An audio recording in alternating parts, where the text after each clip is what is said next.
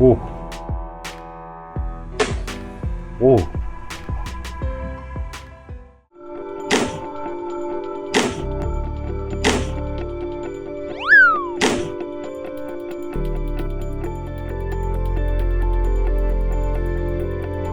사실은 저는 저걸 보고 조금 위험하다고 생각이 들어요.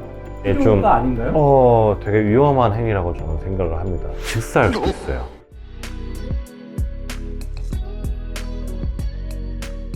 어떤 걸 치료하려는 목적으로 저걸 한 걸까요? 사람을 기준으로 하게 되면 척추 측만증이라든지 척추 배열에 대한 틀어짐이 있을 때 카이로프라틱을 통해 갖고 교정을 할 수가 있는 거죠. 그게 이제 뚜두둑 하면서 맞춰지는 느낌, 그리고 그걸 받고 나서 되게 개운하고 상쾌한 느낌을 받는다고 해서 이제 치료의 일환으로 재활의학으로 가겠지만, 동물들한테는 아직까지 그러한 재활치료로 입증된 게 없어요. 저걸 해서 교정이 된다든지 그런 경우가 많지 않다는 거죠. 그리고 동물들은 그런 측만증이나 이런 것들이 사람처럼 후천적으로 자세 불균형으로 인해서 생기는 게 아니고 기형적인 소견으로 많이 생기기 때문에, 오히려 그런 기형적인 척추에서 저런 강한 외력이 들어가면 더 큰 문제가 발생이 될 수가 있어요. 이 외국분이 사실은 전문 어떠한 동물의 그런 자격증을 갖거나 훈련사 이런 것들은 제가 정확하게 알 수는 없을 것 같아요. 다만 제가 의학적인 근거를 대면서 조금 얘기를 해야 될 게, 근본적으로 일단은 강아지들은 사지보행을 하잖아요. 우리 사람 같은 경우는 척추 배열이 수직으로 사실은 직립보행을 하기 때문에 중력을 수직으로 받아요. 그렇기 때문에 허리 근육이라든지 등 근육이라든지 이런 부분들을 운동으로 통해서도 우리가 발달을 시킬 수 있는데, 동물들은 아시다시피 척추가 수평으로 진행하게 됩니다. 이렇게 수평으로.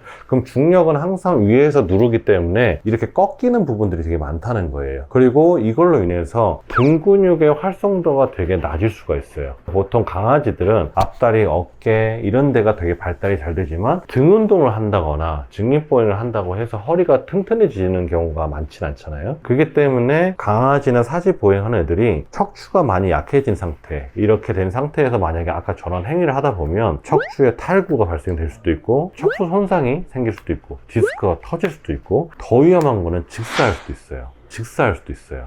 특히 목 부분을 제가 아까 봤을 때 좀 위험했던 거는, 큰 핏불 테리어나 큰 개들은 근육량이 있다 보니까 조금 보호가 될 수도 있지만, 작은 치와와나 뭐 요크셔 테리어 같은 아이들은 자칫 잘못하면은 경추 탈구가 발생이 돼서 우리가 흔히 영화에서 볼 때 킬러들이 뒤에서 잡고 돌리면 사람이 죽는 경우가 있잖아요. 그런 상황이 발생이 될 수 있다는 거예요. 그래서 아직 수의학적으로 그게 꼭 아이들한테 유익하냐에 대한 논문이 그렇게 많이 쌓여 있질 않아요. 그렇기 때문에 저는 저거는 좀 가식설이라고 생각하기에는 제가 봤을 때는 상당히 조금 위험한 상태예요. 그렇기 때문에 꼭 그런 질환적인 부분이 있는지 없는지를 보고 웬만해서는 저런 걸 따라 하지 않았으면 하는 마음입니다. 카이로프락틱으로 지금 뭔가를 네네네. 했던 거를 그 방법이 아닌 걸로 치료를 해야 된다면 병원에서는 어떤 말씀을? 사실 병원에서는 재활치료 중에 뭐 레이저 재활치료라든지 근육을 조금 풀어주는 재활적인 장비를 이용한 치료도 많고요. 대신 중요한 거는 정확한 진단이에요. 이 아이가 왜 아프고 왜 이런 치료를 선택해야 되는지에 대한 진단이 앞서 있어야 돼요. 디스크, 척추, 뭐 탈구, 변형 뭐 이런 부분들, 그런 진단 없이 손 촉진으로 통해서 우두둑 우두둑 하면 진짜 큰일 납니다.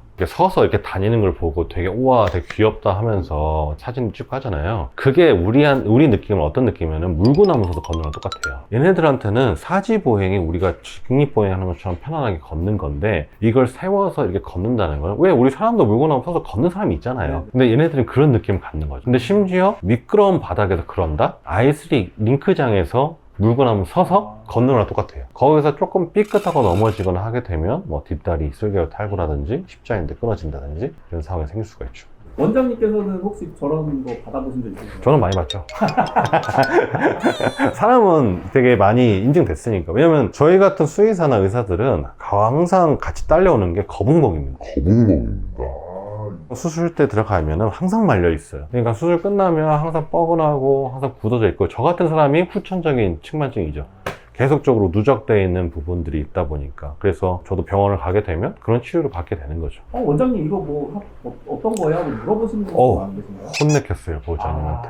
이거 장난하는 거 아닙니다. 이거 하면서 뚜두둑 소리 나고 아이도 치연할 거라고 이렇게 쳐다보지만 이거 진짜 자칫 잘못하면은 아이 골로 갑니다라고 되게 세게 얘기해요. 네. 물어보신 분이 많으신가 봐요. 왜냐면 요새 SNS 워낙 많이 하고 또 이런 1억 뷰를 갖고 있으면 알고리즘 통해서 보호자님들을 다 볼 수밖에 없는 상황이 되잖아요. 그런 것들 때문에 사실은 조금 잘못된 상황을 갈까봐 조금 염려스러운 마음이 좀 있죠. 대부분은 다 유익한 거예요. 어쨌거나 아이한테 다 필요한 거고, 대신 저는 지금 그런 영상을 봐서 보호자분이 지식을 습득을 하고 무조건 병원 가서 저 이거 해주세요 라기보다는 이 치료가 아이한테 적합한지 필요로 하는 치료인지에 대한 수의사 상담을 먼저 한 후에 그런 치료들을 이행하는 게 좋죠. 보통 동물들의 치료가 한국에서는 자가치료라 그러죠. 보호자분이 직접 키우시고 내가 주사를 놓거나 내가 치료하는 거에 대해서는 불법적이지 않아요. 이게 상당히 위험한 거예요. 그래서 자가치료에 대한 폐지가 필요한데, 저는 그렇게 생각하는데, 그런 거를 영상을 봐서 이렇게 주사 놓거나 이렇게 하면 얘가 좋대 하고 무분별하게 상담하지 않고 약물 투여했을 때 큰 사고가 일어날 수가 있는 거죠. 반드시 수의사에게 상담을 받고 적절한 치료에 대한 지도를 받는 것이 안전합니다. 화제가 됐으니까 괜찮겠지라고 생각했는데 굉장히 위험한 거예요. 그렇죠. 이게 어떻게 보면 조회수죠. 사실은 저런 걸로 밈을 통해 갖고 강아지가 놀라는 눈빛, 그런 소리, 보지 못했던 강아지도 이런 거 한다고 그런 흥미가 생기다 보니까 이런 거에 대한 얘기를 하는 수의사 선생님 되게 많아요. 옳지 않다, 누구는 괜찮다, 또 이런 논쟁이 있지만 저희는 이제 어쨌거나 그런 논문을 발제를 해서 증명을 해야 되는데, 증명되지 않는 건수에 대한 치료는 이제 하면 안 되는 거죠. 다른 수의사분들이나 직원분들은 혹시 보시고 뭐라 하시나요? 너무 놀라죠. 와우, 미친 거 아니야? 하고 격하게 욕하시는 분들도 있고, 너무 강아지를 아끼시는 선생님은 찾아가서 뭐라 해야겠다 하면서 놀래죠. 사실은 저걸 보면서 되게 와 재밌다 웃는 선생님 많이 없을걸요. 다 걱정하는 눈빛으로 받아들이지. 예. 반려견과의 만족스러운 동거를 위하여 개 같이 산다.